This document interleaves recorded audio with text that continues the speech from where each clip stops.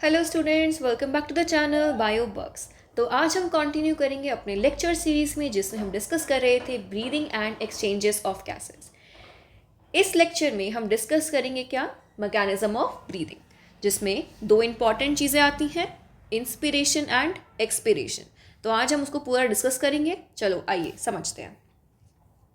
Thoracic chamber, last class में हमने इस टॉपिक पे एंड किया था। थोरैसिक चैम्बर में जो भी चेंजेस होंगे वो डायरेक्टली हमारे पल्मोनरी कैविटी को इफेक्ट करेगा। थोरैसिक चैम्बर क्या होता है? जो बाहर का एरिया होता है जिसमें कि लंग इनक्लोज होता है अलॉन्ग विद मीडिया स्टेनम, उसको हम पूरा थोरैसिक चैम्बर बोलते हैं। पर पल्मोनरी में क्या होता है? पल्मोनरी चैम्बर में सिर्फ और सिर्फ लंग्स होते हैं। तो थोरैसिक चैम्बर में जो भी चेंजेस आएंगे विद रिस्पेक्ट टू प्रेशर या वॉल्यूम, वो सेम चेंजेस किस में आएंगे? हमारे लंग्स की वॉल्यूम में, लंग्स की प्रेशर में। तो मतलब पल्मोनरी में जो चेंजेस आएंगे वो ही सेम चेंजेस थोरैसिक की वजह से आएंगे। Thoracic chamber which contains lungs in an air tight chamber. Thoracic chamber कैसा है? एक एयर टाइट चैम्बर है, कहीं से भी उसमें हवा आ नहीं रही है, मतलब लीक नहीं हो रही है। वो प्रेशर डिफरेंस की वजह से बस हवा हमारी नॉस्ट्रल से अंदर आ रही है और बाहर जा रही है, बस। उसके अलावा it is an air tight chamber. It is surrounded by different structures. Thoracic chamber is dorsally covered with vertebral column. आपको बताया था मैंने एक डायग्राम में समझा के लेक्चर नंबर 2 में, कि लेक्चर नंबर 3 में शायद से, हाँ लेक्चर नंबर 3 में बताया था कि डॉर्सल और वेंट्रल क्या होता है। जिस तरफ, जैसे ये इंसेक्ट है, जिस तरफ इंसेक्ट को धूप पड़ रही होती है वो उसका डॉर्सल होता है। तो इसको उल्टा कर दो, इसको खड़ा कर दो, ड्यूरिंग द एवोल्यूशन हम खड़े हो गए हैं तो ये वाला पार्ट डॉर्सल बन गया। तो इस पार्ट में डॉर्सल पिछला पार्ट है हमारे लिए, पीठ वाला पार्ट है, ठीक है। तो डॉर्सल एंड पे किससे होता है thoracic chamber covered? Vertebral column से। यहाँ पे वर्टिब्रल कॉलम होती है ना, और आगे से वेंट्रली, वेंट्रली मतलब फ्रंटल। ये डॉर्सल है इंसेक्ट का, ये इंसेक्ट का वेंट्रल है। ये हमारा या कि ह्यूमंस का क्या है? ये डॉर्सल, और ये आगे वाला वेंट्रल या फ्रंटल। तो ventrally the thoracic chamber is made up of sternum and laterally by rib cage। इतना हम पढ़ के आ चुके हैं फ्रॉम दी प्रीवियस क्लासेस। और नीचे से किससे बंद होती है थोरैसिक चैम्बर? Bye diaphragm. नीचे एक डोम शेप डायाफ्राम होता है, वहाँ पे वो पूरी थोरैसिक चैम्बर बंद हो जाती है। चलो अब हम फर्स्ट मैकेनिज्म पे आते हैं ब्रीदिंग की, वो है इंस्पिरेशन। इंस्पिरेशन से नाम से समझ आ रहा है कुछ अंदर जा रहा होगा, इन आ रहा है इसमें, इन मतलब अंदर। तो इंस्पिरेशन में क्या होगा? Refers to the intake of oxygen rich atmospheric air. हम क्या लेते हैं इंस्पिरेशन में? बिल्कुल सिंपल लैंग्वेज में हम ऑक्सीजन रिच एटमॉस्फेरिक एयर को अंदर लेते हैं। Inspiration is an active process. ये कैसा प्रोसेस है? इंस्पिरेशन एक्टिव प्रोसेस है विच इन्वॉल्व्स मैकेनिकल एनर्जी। यहाँ पे ना कंट्रैक्शन होगी।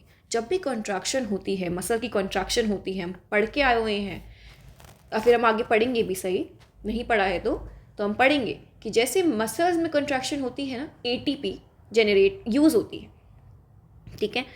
तो जब मसल कंट्रैक्शन होगी तो एनर्जी यूज़ होगी और वो कैसा प्रोसेस बन जाएगा? एक्टिव प्रोसेस बन जाएगा। तो देखो इंस्पिरेशन में ना दो इंपॉर्टेंट मसल्स हमारे यूज़ किए हैं। एक है एक्सटर्नल इंटरकोस्टल मसल और है दूसरा फ्रेनिक मसल्स। याद रहेगा, external intercostal muscle and phrenic muscle. External intercostal muscles ना रिब केज में होती है और फ्रेनिक मसल्स होती है डायाफ्राम में। तो अभी हम देखते हैं डायग्राम में कहाँ पे प्रेजेंट है हमारी दोनों मसल्स। देखो ये हमारा एक रिब केज है, इसके अंदर कौन सी मसल्स प्रेजेंट होती है? इंटरकोस्टल मसल्स, ठीक है। और इंटरकोस्टल मसल्स भी ना दो टाइप की होती हैं, एक्सटर्नल इंटरकोस्टल मसल्स और इंटरनल इंटरकोस्टल मसल्स। जो एक्सटर्नल इंटरकोस्टल मसल्स होती हैं वो इंस्पिरेशन में बहुत इंपॉर्टेंट होती हैं। किस में इंपॉर्टेंट होती हैं? इंस्पिरेशन में। मतलब एक्सटर्नल इंटरकोस्टल मसल्स जो बाहर की मसल्स हैं, जो कौन सी मसल्स हैं? बाहर की मसल्स हैं, वो रिस्पॉन्सिबल होंगी हमारी गैस अंदर लाने में। अभी हम समझेंगे करते क्या है। देखो ध्यान से सुनना,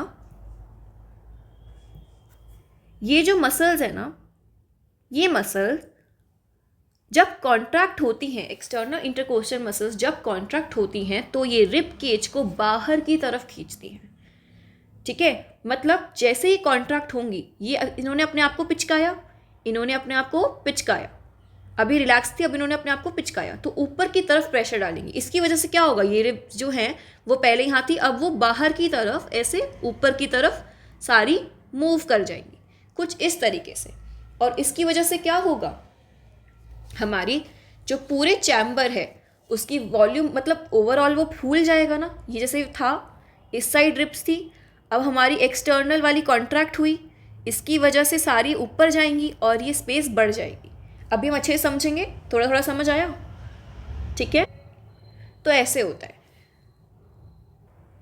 अब आप सोचोगे इंटरनल इंटरकोस्टल का क्या काम है, उसको हम आगे पढ़ेंगे, वो हमारे फोर्सफुल एक्सपीरेशन में काम आएंगे।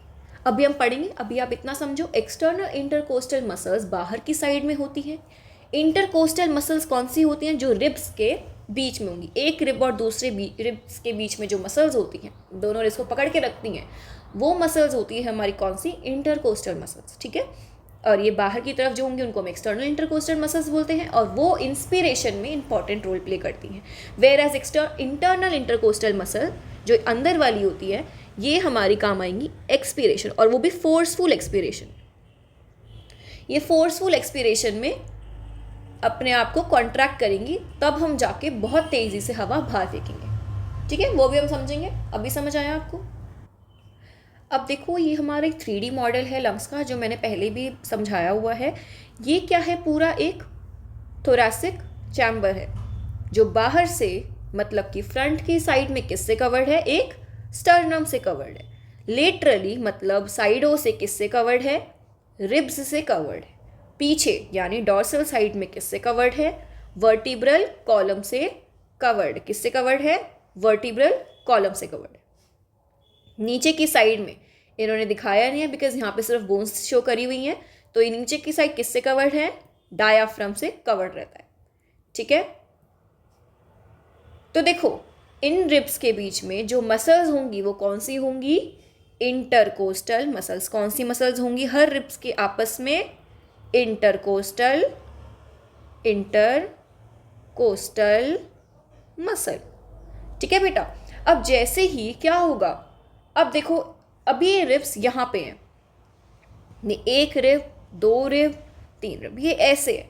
ठीक है, जब कॉन्ट्रैक्शन होगी इन मसल्स की, जब इन इंटरकोस्टल मसल्स की कॉन्ट्रैक्शन होगी, तो ये जो रिब यहाँ थी, कॉन्ट्रैक्शन से क्या होगा, मैंने बोला ऊपर चली जाएंगी सारी, ऊपर की तरफ एक दूसरे को पुश करेंगी।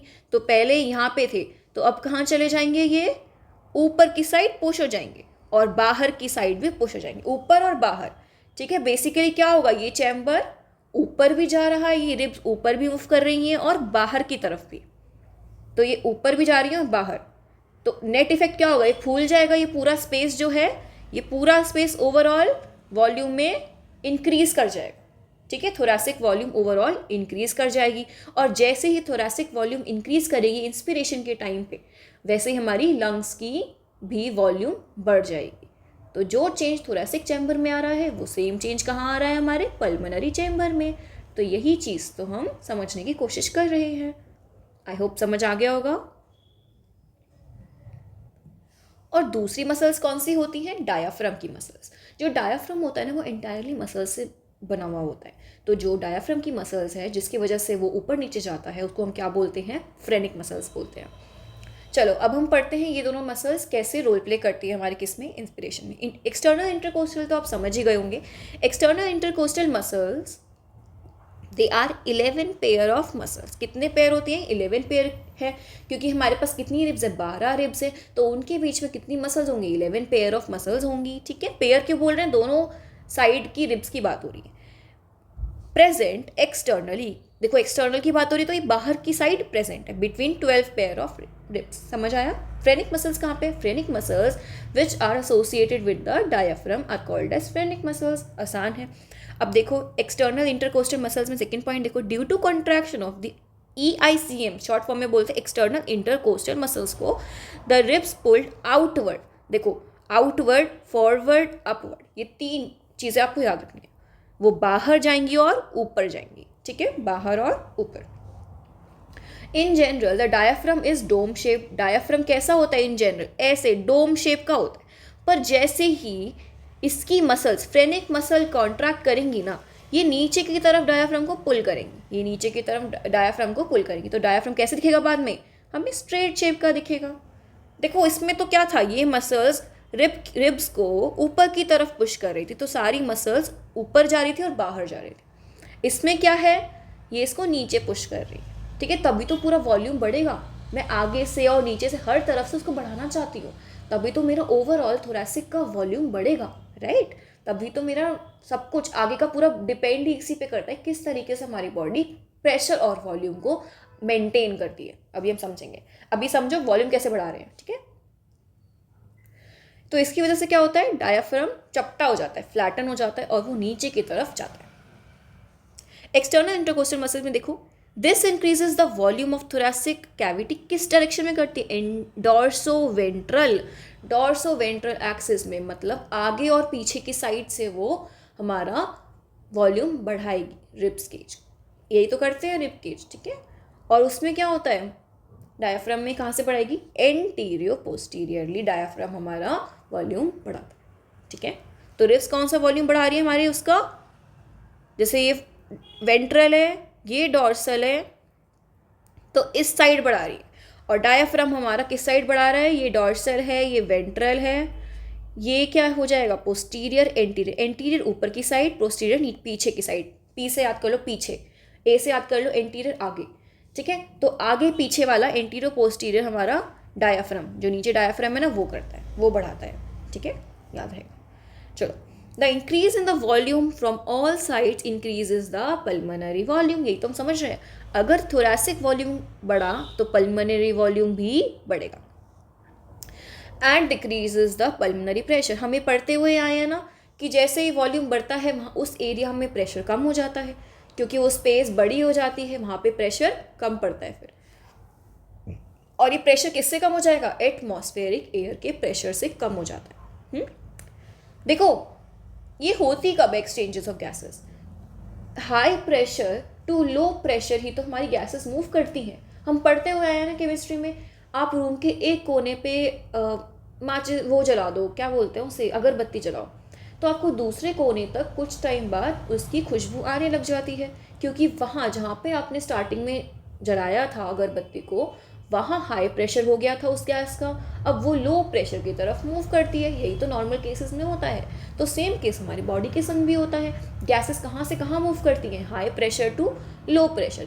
अभी देखो इस वॉल्यूम के बढ़ने की वजह से हमारे अंदर अब लो प्रेशर हो गया है, तो इंस्पिरेशन में यही तो चाहिए हमको अंदर गैस को बाहर से अंदर लाना है. तो अगर अंदर लो प्रेशर होगा हमारी बॉडी के, अगर अंदर लो प्रेशर होगा और बाहर अगर हाई प्रेशर होगा ऑक्सीजन का, तो ऑक्सीजन बाहर से अंदर तभी तो आ पाएगी, है ना. तो यही कर रहे हैं हम. इंस्पिरेशन में हमको इनटेक करना है ऑक्सीजन रिच एयर का. वो हम कैसे करेंगे? अंदर के प्रेशर को बाहर के प्रेशर से कम करके. जिसके लिए हमने क्या किया? सबसे पहले वॉल्यूम को बढ़ाया. किसकी वॉल्यूम? थोरैसिक और फिर पल्मोनरी, दोनों को हमने बढ़ाया. उसकी वजह से अंदर की pressure, partial pressure of oxygen अंदर कम हो जाता है और हम बाहर से ऑक्सीजन लेने के लिए पूरे केपेबल होते. ठीक है, समझ आया? अब देखो ये लाइन पढ़ लेते हैं. एज अ रिजल्ट, इसकी वजह से the air moves inside the lungs. Air कहाँ से कहाँ आ गई? बाहर से अंदर की तरफ आ गई. इस प्रोसेस को हम बोल रहे हैं इंस्पिरेशन. अब एक्सपीरेशन देखते हैं. एक्सपीरेशन ना एक पैसिव प्रोसेस है. इंस्पिरेशन कैसा प्रोसेस था? एक्टिव प्रोसेस था, क्योंकि उसमें हमारी जो मसल्स हैं वो कॉन्ट्रैक्ट कर रही थी.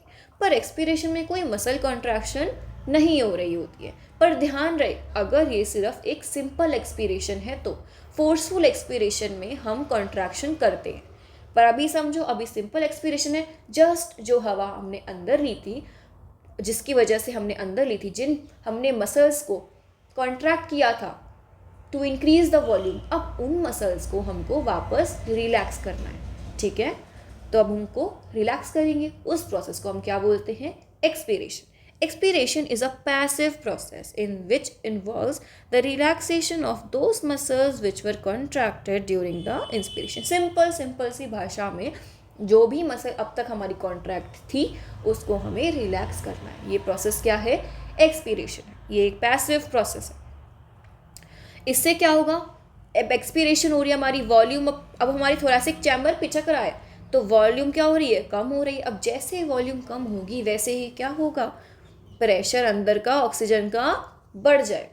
ठीक है, partial pressure, this increases the pulmonary pressure than the outside. अब हमारे अंदर एयर का प्रेशर बाहर से ज़्यादा हो जाएगा, और इसमें ऑक्सीजन का प्रेशर ज़्यादा नहीं होता, CO2 का प्रेशर ज़्यादा होता है, ध्यान रखना। हमारे अंदर CO2 का प्रेशर बिल्डअप हो जाता है, इस वजह से अब हमें क्या लगती है, एयर को बाहर छोड़ने की। अभी हम पूरा समझेंगे क्या ज़्यादा कहाँ रहता है क्या नहीं रहता, पूरा हम समझेंगे प्रोसेस को। अभी आप ये समझने की कोशिश करो कि इंस्पिरेशन एक्सपिरेशन कर क्या क्या काम रहे हैं। ठीक है, इससे क्या हो रहा है, पल्मोनरी प्रेशर बढ़ जाता है, लंग्स का प्रेशर बढ़ जाता है बाहरी प्रेशर से, जिसकी वजह से अब प्रेशर अंदर बढ़ गया है। अब हमको क्या करना है, हवा को बाहर भेजना है, सिंपल सी बात है। अगर अंदर प्रेशर बढ़ रहा है और बाहर अगर प्रेशर कम है तो हम क्या करेंगे, अंदर से हवा को बाहर भेज देंगे। हवा कहाँ से कहाँ जाती है, high pressure to low pressure जाती है। अब एक नोट है हमारा, डेफिनेशन है इंस्पिरेशन की। Inspiration defined as a process by which fresh air enters the lungs, and expiration is a process by which foul air containing CO2 is expelled out of the lungs। ठीक है, ये ध्यान रखो। अब pressure gradient क्या होता है, जिसकी वजह से पूरा हमारी एक्सचेंजेस ऑफ गैसेस रहती है, उसको हम क्या बोलते हैं, pressure gradient. Pressure gradient is the difference which creates the flow of gases from their high pressure region to their low pressure region। देखो, अगर ये लंग्स हैं, लंग्स के अगर प्रेशर ऑफ ऑक्सीजन ज़्यादा है, ऑक्सीजन मतलब CO2 का प्रेशर ज़्यादा है बाहर के प्रेशर से, तो क्या होगा, एक डिफरेंस आ गया ना। मतलब अब यहाँ पे प्रेशर फॉर एग्जांपल 50 है, यहाँ पे 40 है, तो क्या हो जाएगा, डिफरेंस आ गया ना। डिफरेंस क्या होता है, दोनों में कुछ ना कुछ अंतर है, तो क्या होगा, इस डिफरेंस की वजह से कितने का डिफरेंस आ रहा है, 10 का। इस डिफरेंस की वजह से क्या होगा, हमारे हमेशा नेचर में ना एक टेंडेंसी रहती है कि हर चीज़ को बैलेंस करना होता है अपने को।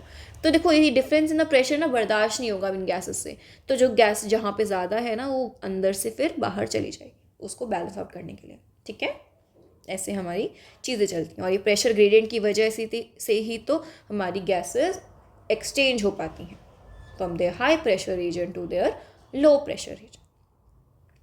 एग्जाम्पल पढ़ लेते हैं। Example, pressure of oxygen in atmospheric air is higher than the alveoli, so oxygen diffuses from atmosphere to alveoli. अब क्या है, हमारी जो ऑक्सीजन का प्रेशर है ना, हमारी बॉडी से ज़्यादा कहाँ पे था, एटमॉस्फेरिक एयर में था। तो हमारी एल्वियोलाई ने क्या किया, उसको डिमांड किया, ऑक्सीजन डिमांड किया, तो ऑक्सीजन कहाँ से कहाँ चली गई, एटमॉस्फेरिक एयर टू हमारे लंग्स में आ गई by the process of inspiration. अब जो मैं बात कर रही थी एक और मसल की, जो थी क्या थी, इंटरनल इंटरकोस्टल मसल। ठीक है, वो कब यूज होती है, फोर्सफुल एक्सपिरेशन में। फोर्सफुल एक्सपिरेशन क्या होता है, देखो अब हमारी सारी मसल्स रिलैक्स हो चुकी हैं, ठीक है, पर स्टिल कभी कभी हम कर नहीं लेते कि हमें बहुत और भी ज़ोर से हम लोग सांस को बाहर छोड़ देते हैं। जब हम बहुत ज़ोर लगा के सांस को बाहर छोड़ते हैं ना, तो वो हो जाती है फोर्सफुल एक्सपिरेशन। नॉर्मल ब्रीदिंग में क्या होता है, हम सांस अंदर ले रहे हैं और सांस बाहर छोड़ रहे हैं, हमें कोई ज़ोर नहीं लगाना पड़ता, हम आराम से अंदर बाहर सांस करते हैं। पर हम जब ज़ोर से सांस को छोड़ रहे होते हैं, अपनी पूरी ताकत लगा के जितनी भी अंदर की बची कुछ सांस उसको छोड़ रहे होते हैं, उसको हम क्या बोलते हैं, फोर्सफुल एक्सपिरेशन बोलते हैं। फोर्सफुल एक्सपिरेशन में क्या होता है ना, हमारी जो एक मसल होती है इंटरनल इंटरकोस्टल मसल्स और कुछ एब्डोमिनल मसल्स रोल प्ले करती है। आप करके देखो, ट्राई करो, ज़ोर से हवा को बाहर की तरफ छोड़ो तो आपको प्रेशर कहाँ कहाँ फील होगा। एक तो आपको रिब्स में फील होगा प्रेशर, क्योंकि आप हवा बाहर छोड़ रहे हो तो अंदर की वॉल्यूम और कम कर रहे हो। प्लस आपको कहीं ना कहीं प्रेशर आपके एब्डोमिन में फील होगा, पेट के आसपास वाले निचले हिस्से में आपको थोड़ा सा प्रेशर फील होगा, क्योंकि वहाँ की भी कुछ मसल्स इन्वॉल्व होती हैं इस बची कुची अंदर की हवा को बाहर निकालने में। ठीक है, तो फोर्सफुल एक्सपिरेशन में कौन सी मसल आई हमारे पास, internal intercostal muscles and some abdominal muscles. अब देखो, दो टाइप की ब्रीदिंग होती है, बड़ी इंपॉर्टेंट सी है, एब्डोमिनल ब्रीदिंग और थोरैसिक ब्रीदिंग। एब्डोमिनल ब्रीदिंग से आप क्या समझते हो, जो नॉर्मल ब्रीदिंग हम कर रहे होते हैं ना, उसको हम क्या बोलते हैं, एब्डोमिनल ब्रीदिंग। उसमें कौन सी मसल्स इन्वॉल्व होती है, डायाफ्राम की। ठीक है, एब्डोमिनल ब्रीदिंग में ना डायाफ्राम का बहुत इंपॉर्टेंट रोल होता है। डायाफ्राम क्या है? एक ऐसा पार्ट है बॉडी का जो हमारे थोरैसिक चैम्बर और एब्डोमिनल चैम्बर को अलग करता है। तो डायाफ्राम किस में रिस्पॉन्सिबल है? एब्डोमिनल ब्रीदिंग में रिस्पॉन्सिबल।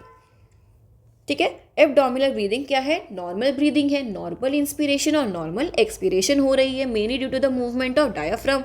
और यहाँ पे ना चेस्ट की मूवमेंट इनकंस्पिक्यूअस होती है, ज़्यादा अच्छे से नहीं दिखाई देते, ज़्यादातर हमको डायाफ्राम की हुई मूवमेंट मिलती है किसमें? एब्डोमिनल ब्रीदिंग में। कहाँ कहाँ मिलती है एब्डोमिनल ब्रीदिंग? इन्फेंट्स में मिलती है, जब आप बहुत रिलैक्स होते हो तो आप अच्छे से सांस लेते हो, बहुत गहरी गहरी सांस लेते हो। जब आप डीप स्लीप में होते हो, अच्छे से सो रहे होते हो तो बड़ी जोर से आप सांस लेते हो, खराटे मारते हो।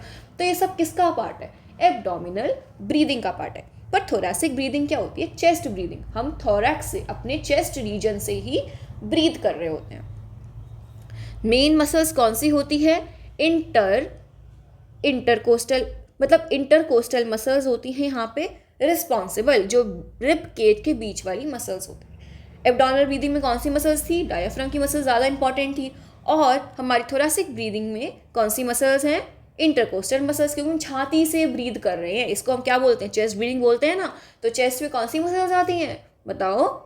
इंटरकोस्टल मसल्स, जो कहाँ प्रेजेंट है? रिब्स के बीच में प्रेजेंट है। ठीक है, और एक कब कब होती है? हम छाती से ब्रीथ कब कब करते हैं? जब हम बहुत थके हुए होते हैं, स्ट्रेस में होते हैं, या एक्सरसाइज कर रहे होते हैं। ठीक है, तो ये तब हम करते हैं। इसको क्या बोलते हैं? Rapid breathing. ये हम रैपिडली ब्रीथ कर रहे होते हैं, हम अच्छे से सांस नहीं लेते। हम क्या करते हैं? सिर्फ अपनी छाती तक सांस ले जाते हैं और जल्दी जल्दी सांस ले रहे होते हैं। ठीक है, इसको हम एक और चीज़ भी बोलते हैं, शैलो ब्रीदिंग। क्या ये अच्छी चीज़ है? नहीं, ये बिल्कुल अच्छी चीज़ नहीं है, क्योंकि इस ब्रीदिंग में हम जल्दी जल्दी सांस ले रहे हैं तो अच्छे से हम ऑक्सीजन का इंटेक नहीं कर पाते। तो there is less oxygen intake than normal breathing, which is called as, normal breathing is called as abdominal breathing. This can lead to hyperventilation associated with stress और anxiety.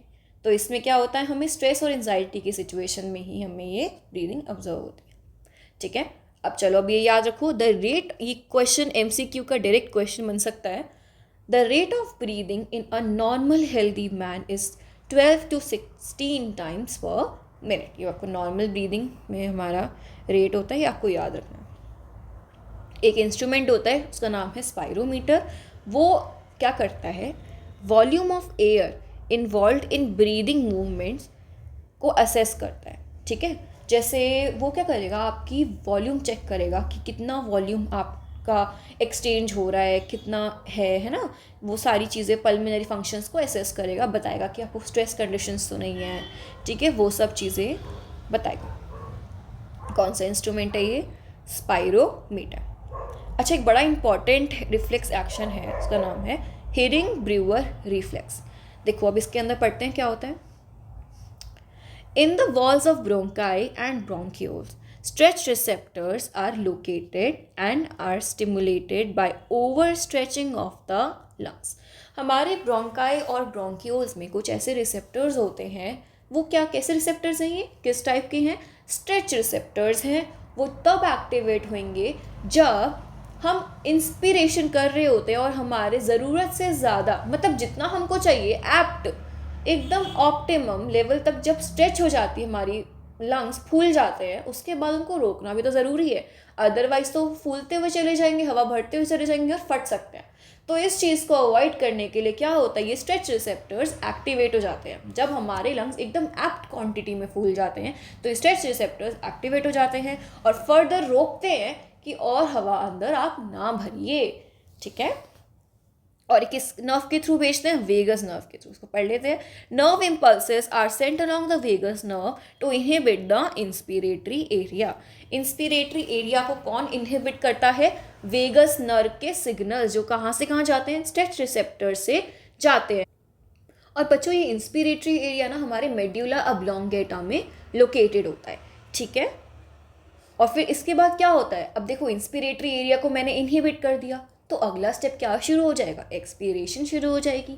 ठीक है, हमने हवा जितनी अंदर भरी थी उतनी भर चुके हैं अब हमें हवा को बाहर भेजना है, तो फिर एक्सपीरेशन शुरू हो जाएगी. ठीक है, therefore it is mainly a protective mechanism. Herring Breuer कैसा मैकेनिज्म है? एक प्रोटेक्टिव मैकेनिज्म है for preventing the excessive inflation of the lungs, ज़रूरत से ज़्यादा लंग्स के फूलने को अवॉइड करता है। ठीक है, समझ आया? चलो अब हम इसकी पूरे की एनसीईआरटी पढ़ लेते हैं। हम इसके पहले तक कवर सब कर चुके थे, अब हम पढ़ते हैं मैकेनिज्म ऑफ ब्रीदिंग से। चलो अब हम स्टार्ट करते हैं।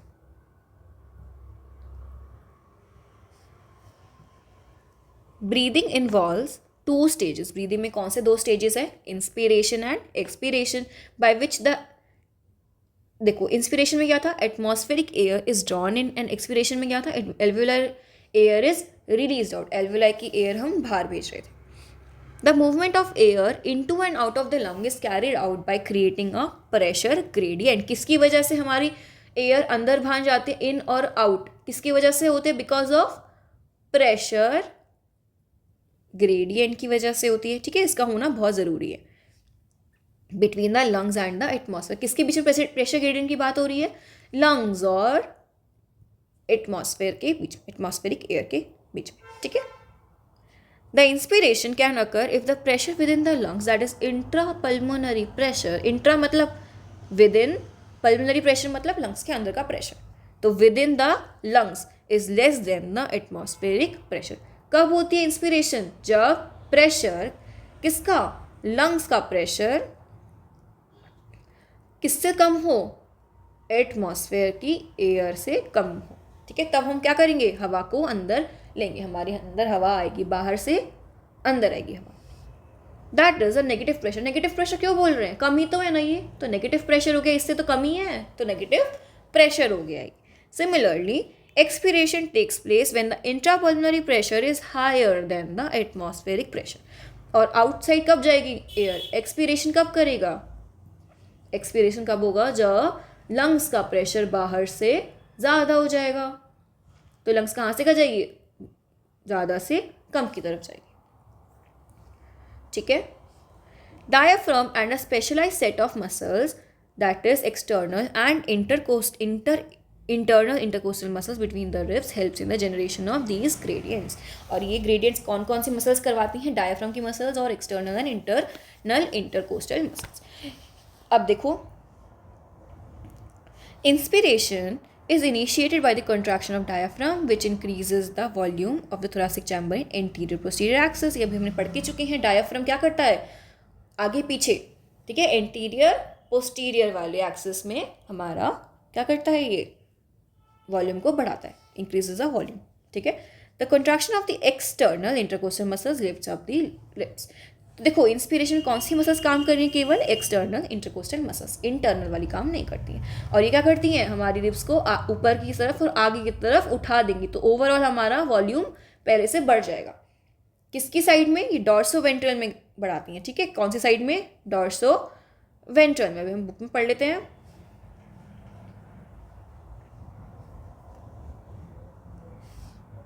Sternum causing an increase in the volume of the thoracic chamber in the dorsoventral axis।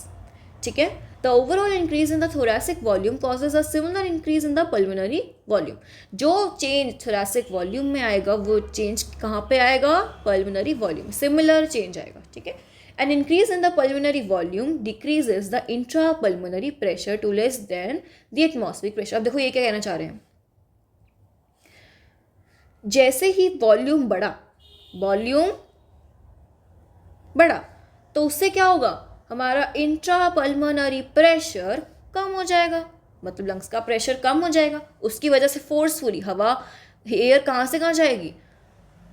Atmosphere से अंदर आ जाएगी। ठीक है, which forces the air from outside to move in the lungs, that is inspiration. Relaxation of the diaphragm and the intercostal muscles returns the diaphragm and the sternum to their normal positions। अब ये relaxation कौन से state में हो रही है? Expiration में होती है। ये तो एक्सपीरेशन में है ना। अब इससे क्या होगा? जब नॉर्मल पोजीशन में आ जाएंगे, it reduces the thoracic volume. अब इसकी वजह से थोरैसिक वॉल्यूम कम हो जाएगी and thereby the pulmonary volume भी कम हो जाएगी और प्रेशर क्या होगा? इस बार बढ़ जाएगा।